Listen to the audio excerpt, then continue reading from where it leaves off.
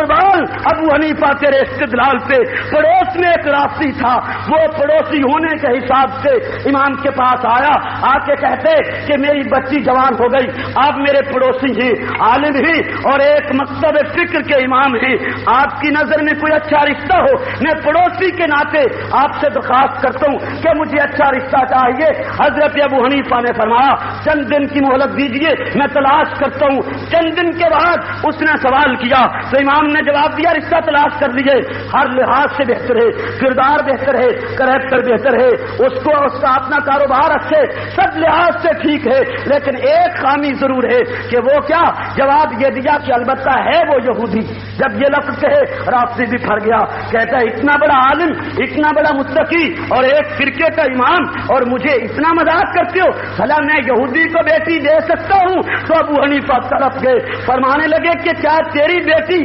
پیغمبر کی بیٹی سے زیادہ مقدس ہے؟ جب تم نے پیغمبر کی بیٹی عثمان کو دلوائی اور تمہاری ایک ایک کتاب بھوکتی ہے کہ عثمان مومن نہیں تھا، تو اگر نبی کی بیٹی غیر مومن کے گھر جا سکتی ہے تو تیری بیٹی بھی یہودی کے گھر جا سکتی ہے۔ تاریخ کہتی ہے رافضی تڑپ کے قدموں میں آ گیا، کہتا ابو حنیفہ سمجھ گیا کہ جس مسلک سے میں وابستہ ہوں اس کے دخل میں کوئی شبہ نہیں ہے، جس مسلک سے میں وابستہ ہوں اس کے اعتراض میں کوئی شبہ نہیں ہے، جس مسلک سے میں وابستہ ہوں اس کے کفر میں، اس کی بے حیائی میں کوئی شبہ نہیں ہے۔ میں دعویٰ کرتا ہوں کہ پیغمبر کی بیٹیاں بھی مومن کے گھر تھی، اگر عثمان مومن نہ ہوتا نبی کی غیرت کبھی گوارا نہ کرتی کہ بیٹی رشتے میں دے دے۔